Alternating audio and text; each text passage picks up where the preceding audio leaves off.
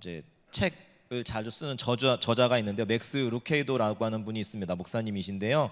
은혜가 내 안으로 들어오다라고 하는 책에 제가 오늘 설교의 제목으로 사용하고 있는 하나님이 우리를 위하시면이라는 동일한 제목의 시가 있어서 여러분들에게 소개해드리고 싶습니다.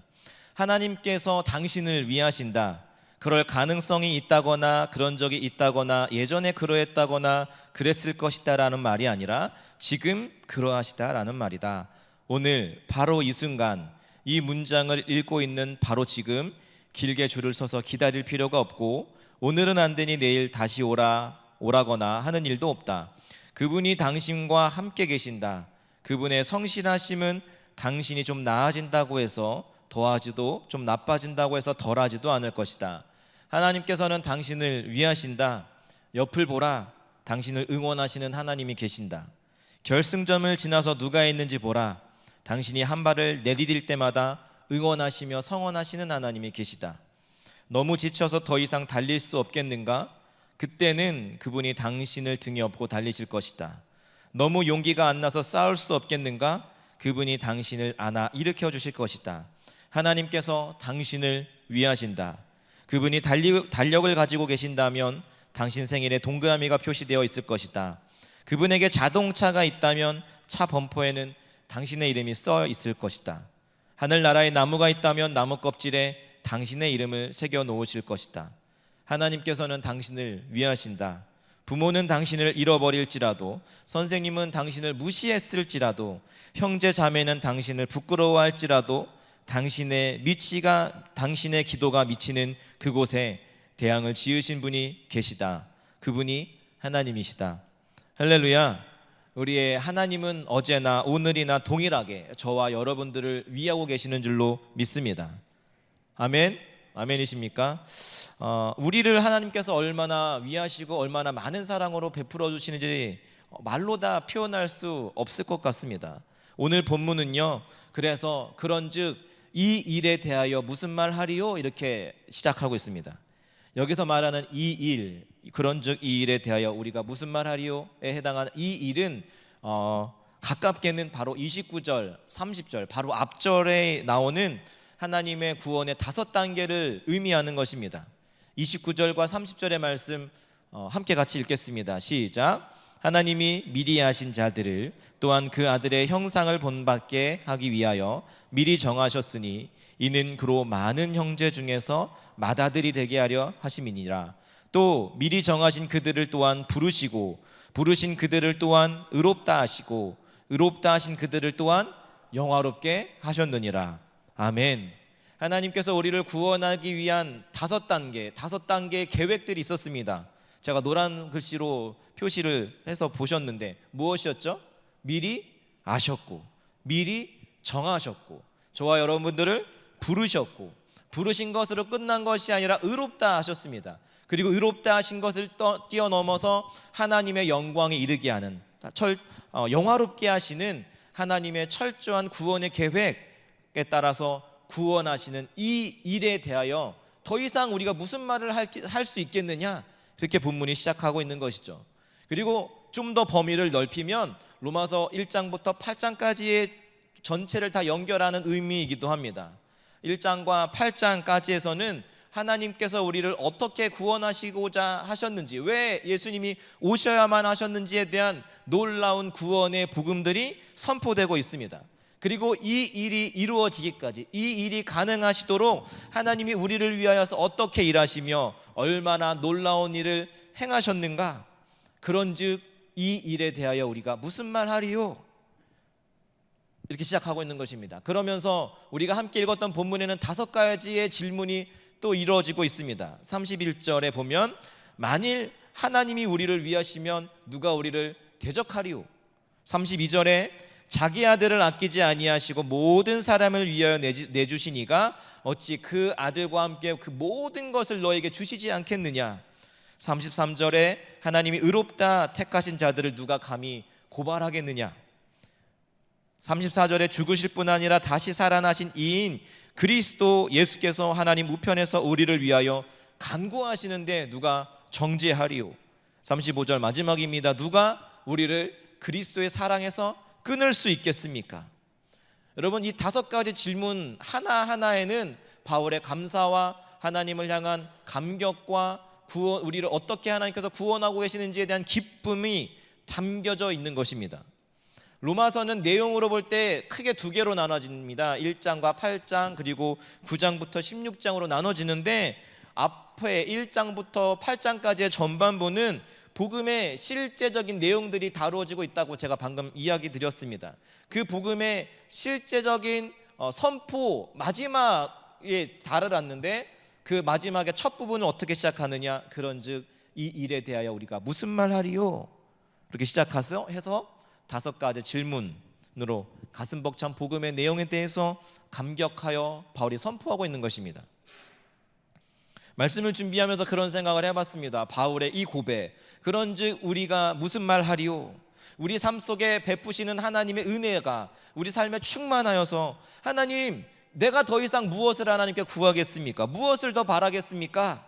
그러한 감격과 기쁨과 감사가 우리에게도, 저와 여러분들의 삶 가운데 가득히 넘쳐난다고 한다면 얼마나 좋을까 생각했습니다.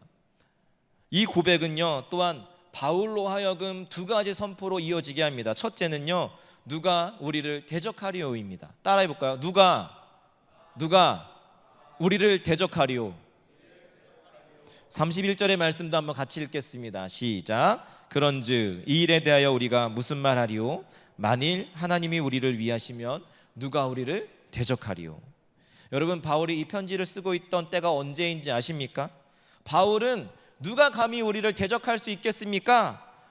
자신을 대적할 사람은 아무도 없습니다 라고 표현하고 있는 것지만, 그런 내용으로 말하고 있는 것 같지만, 사실 바울이 이 편지를 쓰던 때 바울은 엄청난 박해와 초대교회는 위험 가운데 목숨을 내놓고 믿어야 하는 그런 어려움 가운데 있었습니다.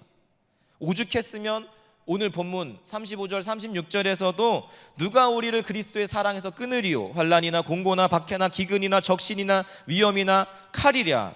기록된 바 우리가 종일 주를 위하여 죽임을 당하게 되며 도살당할 양같이 여김을 받았나이다. 환난, 곤고, 기근, 박해, 적신, 위험, 칼. 얼마나 많은 사람들이 그들을 향하여서 박해와 대적으로 우겨싸는 적들이 많았으면 이런 고백을 하고 있겠습니까? 마치 자기의 신세를 어떻게 이야기하고 있습니까? 도살당할 양과 같다. 이제 곧 있으면 죽게 될, 그래서 끌려가는 그런 신세와 같이 되었다. 그렇게 표현하고 있는 것입니다. 여러분, 지난 한 주간의 6일 동안의 삶을 돌아보시겠습니까? 지난 한 주간 동안의 삶 가운데 여러분, 어려운 일이 있었다라고 한다면 어떤 일이 있었겠습니까? 믿었던 사람이 내 맘 같지 않은 거죠. 어떻게 나한테 그럴 수 있는 거죠? 어떻게 그럴 수 있지?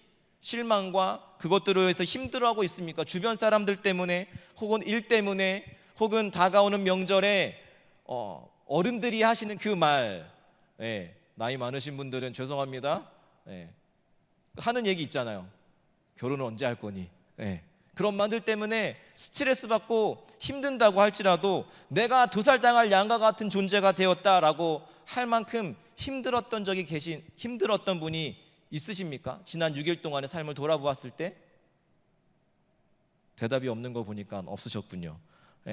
일제 강점기 때 애국 열사들이 일본의 주요 인물을 타켓으로 하고 그들을 제거하기 위한 일들이 벌어졌던 것처럼 실제로 바울을 죽이려는, 바울의 목숨을 끊어버리려고 하는 암살단이 조직될 정도의 상황이었습니다. 지하 도시, 땅을 파고 지하에 도시를 짓고 카타콤에서 왜 그들이 카타콤으로 지하로 햇빛도 볼 수 없는 그곳으로 들어가겠습니까? 교회 안에 들어와 있는 이단은 성도들을 미혹하고 그들을 흔들어 무너뜨리고자 하는 일들이 그 당시 바울이 편지를 쓰고 있던 상황 가운데 너무나도 만연해 있었습니다. 그뿐입니까? 바울과 동역해도 모자랄 판에 사람들이 바울로부터 많은 지지를 받으니까 동역자들이 바울을 시기해서 대적하는 일들이 많이 있었습니다. 그러니까 서신서 곳곳에 바울이 교회를 향하여서 편지한 곳곳에 나는 하나님으로부터 부름받은 사도입니다, 자신의 사도권의 진정성을 위해서 애썼던 것입니다. 이 중에 만약에 저를 인정하지 않는 사람들이 있다고 생각해 보십시오. 그래서 제가 설교마다 말끝마다 여러분 제 말 좀 믿어주세요. 저 목사 맞습니다. 신학대학원 나왔습니다. 내 말 좀 들어보시라니까요. 그렇게 한다면 얼마나 초라하겠습니까? 바울의 상황이 꼭 그랬던 거죠. 그런데 바울은 뭐라고 이야기하고 있습니까? 누가 우리를 대적하리요? 대적할 자가 없는 상황이었습니까? 그래서 그렇게 이야기한 것입니까? 대적할 자가 없다라고 말할 수 있는 그 말이 가당키나 한 상황입니까? 그렇지 않았습니다. 그런데 어떻게 바울은 그런 이야기들을 할 수 있었을까? 가만히 생각해 보면 바울 그 초대교회 시대뿐만 아니라 100년 전 조선 땅 가운데 복음을 들고 왔었던, 그리고 믿음을 지키기 위해서 목숨까지도 내놓았었던 수많은 믿음의 사람들, 그들이 당했던 박해, 그 무식하게 칼로 창으로 위협했지만 그런 대적들이 우리가 살아간 오늘 이 시대는 없는 것 같아 보입니다. 그러나 오늘 우리의 대적자들은 훨씬 더 교묘한 방법들로 박해와 우리의 믿음을 무너뜨리려고 하는 일들이 얼마나 많이 있는지 모릅니다. 여러분들의 삶의 환경들, 여러분들의 주위를 한번 둘러보십시오. 저 청년들을 만나서 신방할 때마다 마음 아픈 것 중에 하나가 하나같이 다 자기 상황이 있습니다. 녹록치 않은 상황이 있습니다. 기구한 일들이 얼마나 많은지 모릅니다. 어렵고 힘들고 이 땅에서 대한민국의 청년으로 살아간다라고 하는 건 쉽지 않은 상황 가운데 놓여 있습니다. 그때 제가 만날 때마다 할 수 있는 것이 힘내자, 기도할게 라는 것 외에는 제가 실질적인 도움을 주지 못하는 것 같아서 마음이 아플 때가 정말 미안하고 안타까운 마음이 들 때가 있습니다. 만약에 내가 돈이 많았으면 네 그랬다라고 하면 얼마나 좋을까, 그런 생각도 좀 하기도 합니다. 일일이 다 말하기 어려울 만큼 오늘을 살아가는 이 시대에 여러분들뿐만 아니라 또 어린아이들은 또 어린아이들대로, 학생들은 학생들대로, 어른들은 어른들대로 다 수많은 어려움들이 나를 애워싸고 나를 그래서 구렁텅이로 밀어넣는 것 같고, 그런 상황 가운데서 그럼에도 불구하고 매일의 삶 속에서 주어진 하나님의 은혜에 감격하여 아무도 나를 대적하지 못한다 라고 말했던 바울과 같은 그 고백이 우리 삶 가운데도 터져 나올 수 있다라고 하면 얼마나 좋을까. 그 은혜의 감격이 경험되고 회복되어지고 그 바울의 고백과 같은 동일한 고백을 할 수 있는 은혜가 여러분들 가운데 있기를 축복합니다. 네, 축복합니다. 네. 그런즉 이 일에 대하여 우리가 무슨 말 하리요? 그리고 그 다음 이어지는 말씀을 한번 보시겠습니까? 이어지는 말씀, 만일 하나님이 우리를 위하시면. 여러분, 그러고 보니까 누가 우리를 대적하리요? 라고 하는 말씀의 조건이 그 앞에 나옵니다. 하나님이 우리를 위하시지 않으면 누가 우리를 대적할 수 있겠습니까? 대적할 수 없습니다. 우리는 사방으로 우겨쌈을 당하여서 비참하게 인생이, 하나님께서 우리를 위하시지 않으면 비참한 인생으로 끝맺을 수밖에 없습니다. 그러나 우리의 삶이 비록 힘들고 초라해 보일지라도 구원의 감격으로 우리 삶에 가득하게 되어지면 감히 누가 우리를 대적할 수 있겠습니까? 라고 고백할 수 있는 용기가 생기는 것입니다. 그러고 나서 말씀을 한번, 성경을 한 번 더 보니 출애굽기 3장에 보면 하나님께서 애굽에서 종살이하고 있었던 이스라엘 백성들의 부르짖음에 안타까워하시면서 그들의 기도 소리를 들으셨습니다. 그리고 그를 불쌍히 여기셔서 그들 애굽에서 건져내시기로 작정하셨습니다. 이 일을 위해서 부르신 사람이 누구인지 아십니까? 누구죠? 그렇죠. 네, 모세입니다.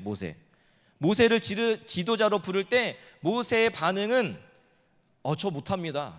저 할 수 없습니다. 저는 입이 둔하거든요. 입이 둔하거든요. 좀 말 못해요. 저 할 수 없습니다. 계속되는 권면 가운데서도 베드로가 아니죠, 모세가 계속해서 어떻게든 거절합니다. 제가 하나님 같으면 짜증나가지고 됐어 임마, 너 말고도 쓸 사람 많이 있어. 자기 주제 파악도 못하고 그럴 텐데 하나님께서는 저같지 않으셔서 다행이죠. 계속해서 모세를 향해서 권면하십니다. 기적도 보이시고 어르고 달래서 어렵게 그에게 리더로서, 지도자로서 사명을 부르시는 거죠. 그때 하나님의 논리는 딱 하나입니다. 출애굽기 3장 12절의 말씀에 이렇게 말씀하시는 거, 하나님이 이르시되 내가 반드시 너와 함께 있으리라. 내가 너와 함께 할 거야. 너 말 서툰 거 알아. 오늘의 말씀에 빗대어 표현하자면 많이 모자라고 많이 부족한 거 내가 알아. 그렇기 때문에 내가 너를 결코 혼자 보내지 않을 거야. 내가 너를 위할 것이야. 그러니까 걱정 마라. 그 말씀 아닐까요? 모세의 후계자 여호수아를 부를 때도 마찬가지였습니다. 여호수아 1장 6절부터 7절 말씀도 한번 같이 읽어보겠습니다. 시작. 너는 내가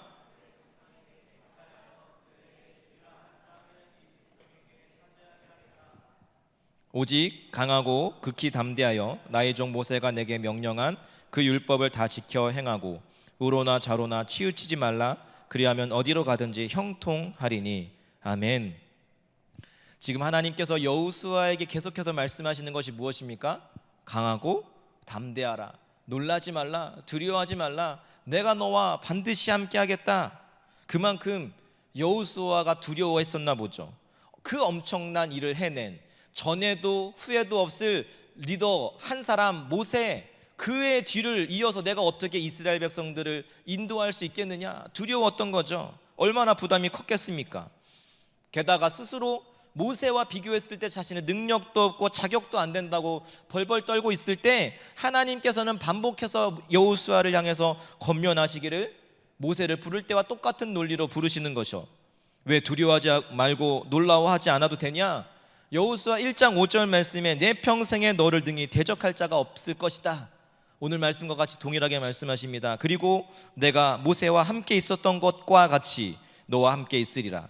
내가 너를 떠나지 아니하며 버리지 아니하리니 내가 너의 편이 되어주겠다.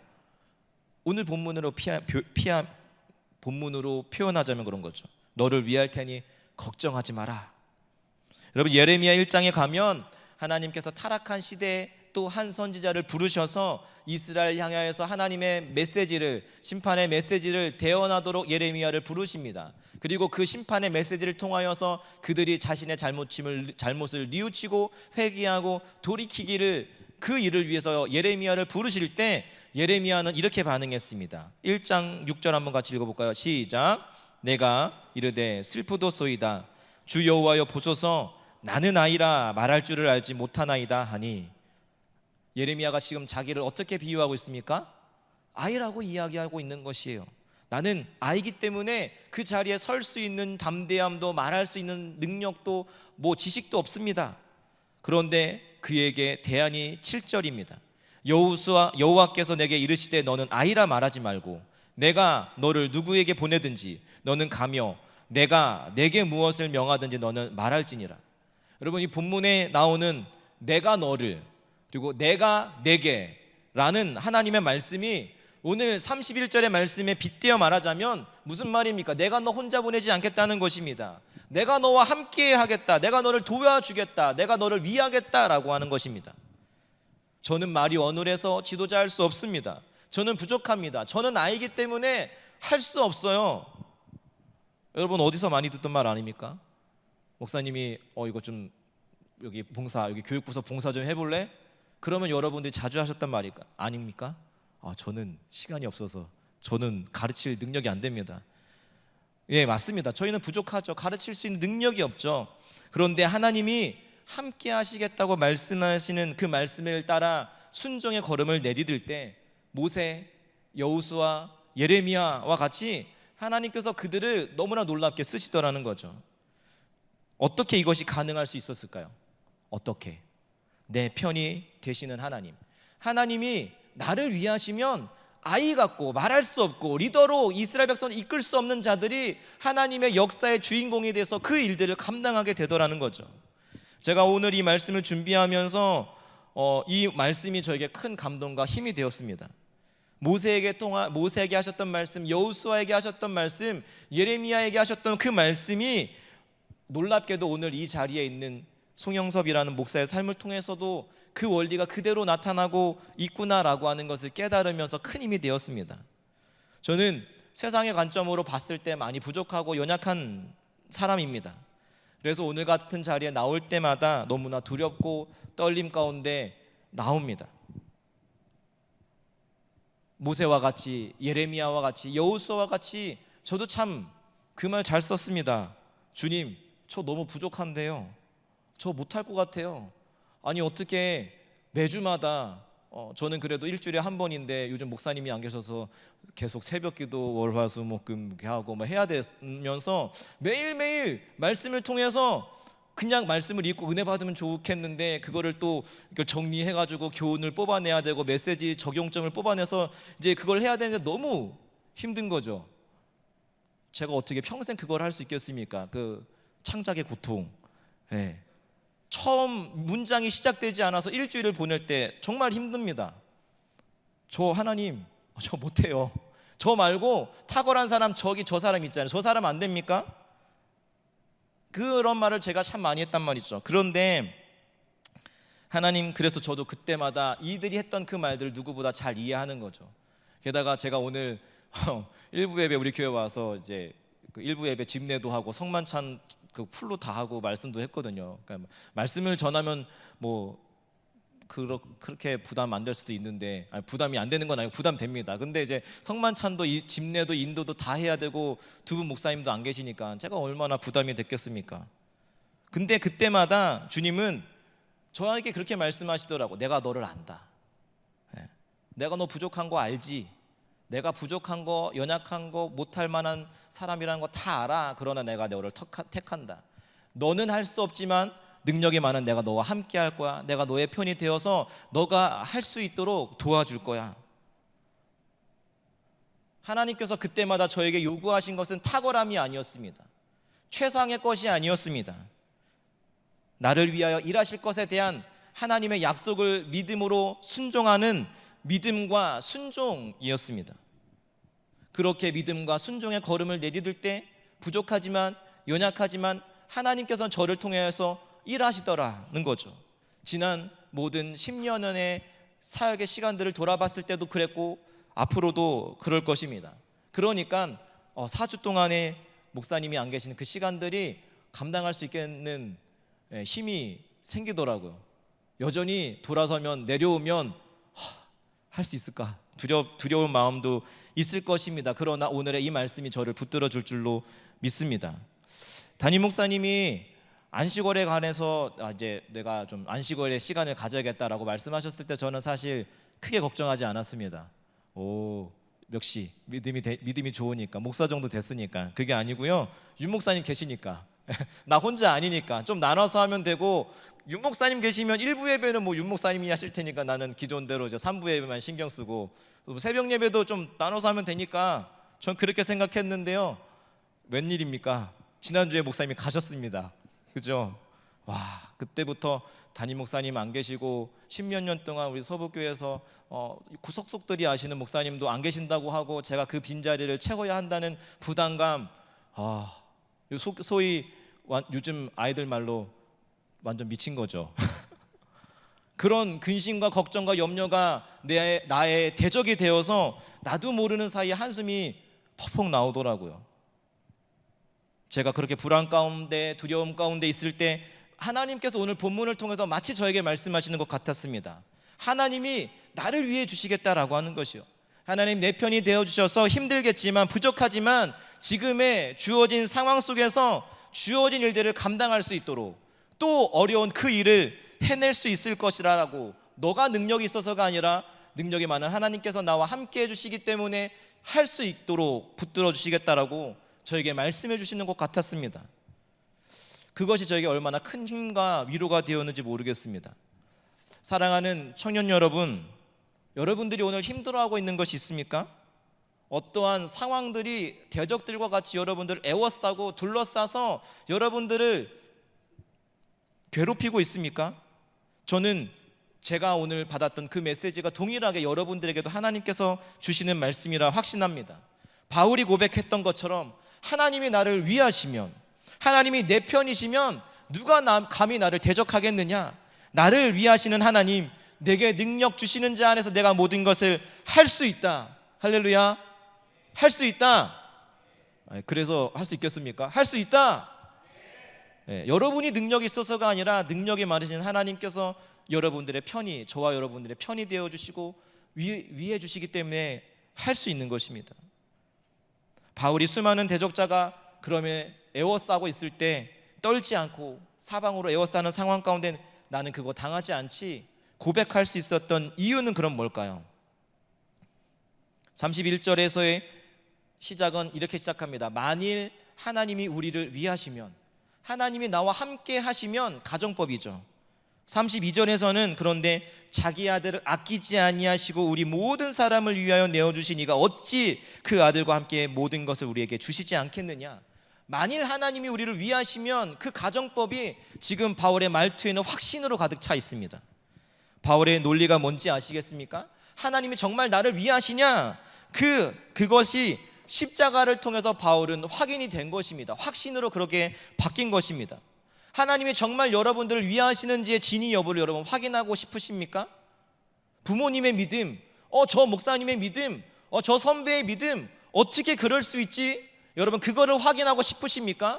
그렇다면 십자가 앞으로 나오셔야 합니다. 하나님이 우리를 위하시는지를 확인할 수 있는 방법은 십자가를 통과하지 않고서는 없기 때문입니다. 하나님이 우리를 위하셔서 그러기에 우리를 사방으로 에워싸을 당하는 상황에도 나는 쌓이지 않는다, 나는 두려워하지 않는다, 어떤 대적자도 우리를 함부로 건들지 못한다. 그것은 십자가를 통과할 때로 비로소 주어지는 확신인 것입니다. 찬송가 151장의 후렴의 가사를 보면 이런 가사가 있어요. 십자가 내가 처음 볼 때 나의 마음에 큰 고통 사라져. 여러분 십자가를 바라봤는데 왜 내 마음에 있던 큰 고통들이 사라질까요? 십자가를 통과하고 나니까, 십자가를 바라보고 나니까 그 하나님이 나를 위하신다라고 하는 사실이 깨달아지는 거죠. 하나님이 자기 아들을 내어주실 만큼 우리를 사랑하시는데, 그분이 우리를 위하시는데 내가 무엇을 두려워하겠느냐? 십자가를 통해서 확신하게 되고 발견하게 된 것입니다.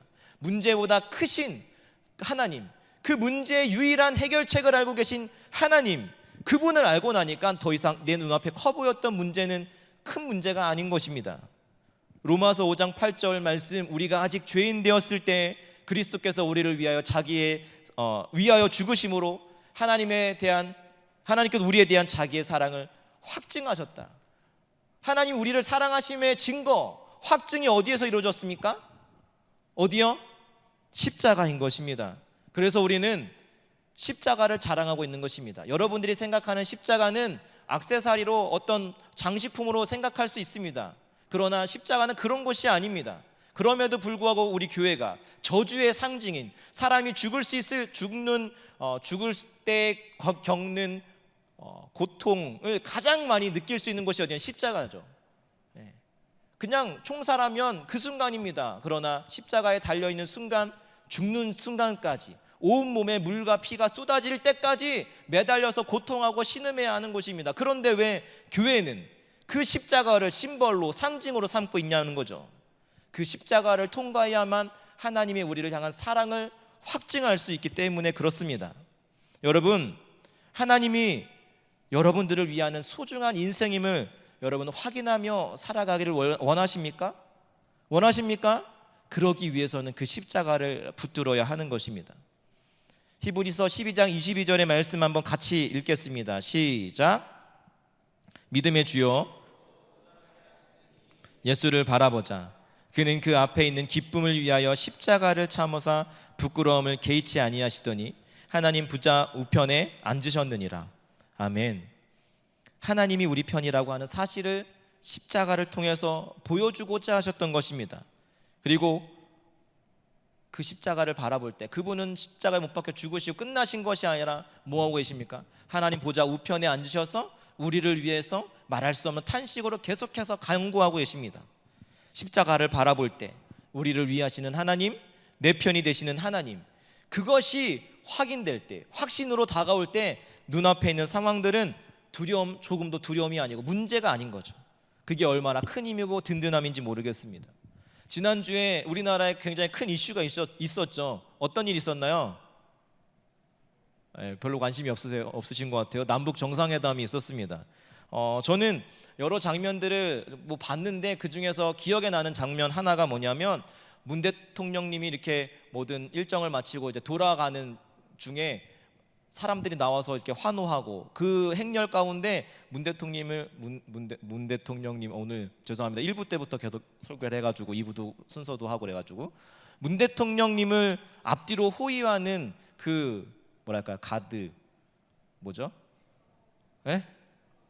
네네 경호원 그렇습니다. 경호원 이렇게 행렬을 봤습니다. 그걸 보면서 누가 어떤 용기 있는 사람이 저 틈을 비집고 들어가서 문재인 대통령에 해를 가할 수 있는 사람이 누가 있을까라는 생각을 했습니다. 그 차도 그냥 차가 아니죠.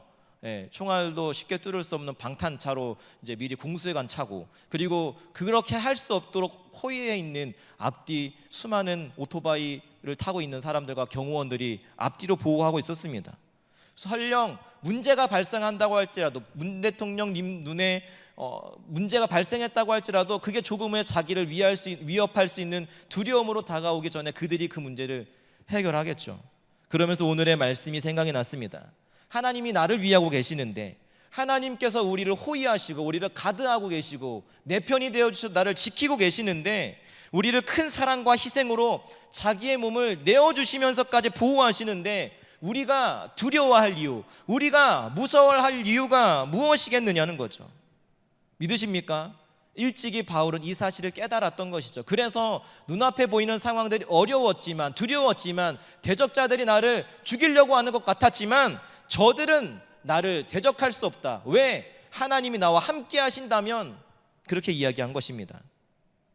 고대 로마 유적이 많이 남아있는 프랑스 남부 세벤느 산지에 미알레라고 하는 마을 근처에 좀 특별한 박물관이 하나 있습니다. 그 박물관은 옛 가옥의 형태를 그대로 보존하고 있는 박물관인데요. 거기에는 100년간 지속된 프랑스 기독교인들에 대한 박해, 그 역사를 담고 있는 광야 박물관입니다. 이런 박물관이 작은 마을만 드문드문 있는, 교통도 불편한 곳에 있는 이유는 그 박해를 피해서 많은 기독교인들이 그곳으로 몰려왔었던 기독교인들의 저항과 도피의 중심지였기 때문에 그렇습니다. 절대군주 루이 14세가 하나의 군주, 하나의 법, 하나의 신앙이라고 하는 말로 요약되는 정책을 시행하면서 기독교인들의 박해가 엄청 심해졌습니다. 이 시기를 가리켜서 이른바 광야의 시기라고 불렀습니다. 그들이 처음에 광야라고 이야기했었던 내용은 신앙의 자유를 빼앗긴 기독교인들이 그들의 눈을 피해서 몰래 모인 은밀한 장소를 가리키는 말이 광야였습니다. 탄압에 맞서서 벌인 그들의 저항, 그것이 광야를 의미합니다. 좀 더 성경적인 의미로 광야를 보자면 방황과 고난과 절망의 장소였습니다. 동시에 그 광야 속에서, 고난 속에서 하나님이 그들과 동행하시고 그의 음성을 듣게 하시는 곳이 광야입니다. 당시에 프랑스에서 목사가 잡히면 모든 관절을 으깨고 사지가 절단되고 그것으로 끝이 아니라 참수하거나 불로 태워 죽였습니다. 여자들은 탈출이 불가능한 높은 성 위에 감옥을 만들어 놓고 추위와 굶주림 속에서 살아야 했습니다. 남자들은 예외 없이 노예선으로 끌려가서 어디로 가는지 무슨 일을 하는지도 모르는 채 배 밑창에 들어가서 손과 발목에 쇠고랑을 차고 계속 노를 저어야 했습니다. 그러다가 죽어가는 거죠. 여러분, 그럼에도 불구하고 수없이 많은 성도들이 이런 위험을 감수하면서도 그들이 지키고자 했었던 것이 무엇일까요? 무엇이 그들로 하여금 도살당할 양과 같이 여김받는 상황에서도 두려워하지 않고 쌓이지 않게 만든 것은 무엇일까요? 이곳에 전시된 많은 전시품 중에 파손된 노예선에서 나온 것으로 여겨지는 조그만 나무판이 발견됐습니다. 그 나무판에 피골이 상접한 한 노인이 노젓는 모습이 그려져 있습니다. 역시 그의 손과 발에는 쇠고랑에 차져 있고요. 그리고 그 그림 밑에 이런 글귀가 써져 있었습니다. 주님, 저로 하여금 제 손목의 쇠고랑을 당신과의 혼인 반지로 삼게 하시고 제 발목의 쇠고랑을 당신의 사랑의 사슬로 여기게 하소서. 여러분, 이해가 되십니까? 고되게 노를 젓다가 죽는 것 외에는 달리 기대할 것이 없는 상황 속에서 눈에 보이는 것이라고 하는 손과 발목에 차져 있는 쇠고랑, 쇠사슬이었는데, 그러나 그들은 그 누군가의 고백은 그것을 저주의 올가미로 보지 않고 하나님과의 사랑의 혼인반지로, 사슬로 보고 있었던 것입니다. 십자가에서 하나님의 사랑을 깨닫고 확증한다면 현재 주어진 나의 상황, 그 모든 것이 어떠하든지 결코 그를 묶을 수가 없는 것입니다. 그런즉 이 일에 대하여 우리가 무슨 말하리요? 전능하신 하나님이 우리를 위하시면 누가 우리를 대적하리요? 여러분, 하나님이 우리를 위하시면, 하나님이 내 편이 되시고 그리고 우리를 호위하시면 그 무엇이 우리를 대적할 수 있겠습니까? 그 어떤 것이 우리를 향한 그 그리스도의 사랑에서 끊을 수 있겠습니까? 환난이나 공고나 박해나 기근이나 위험이나 칼이겠습니까?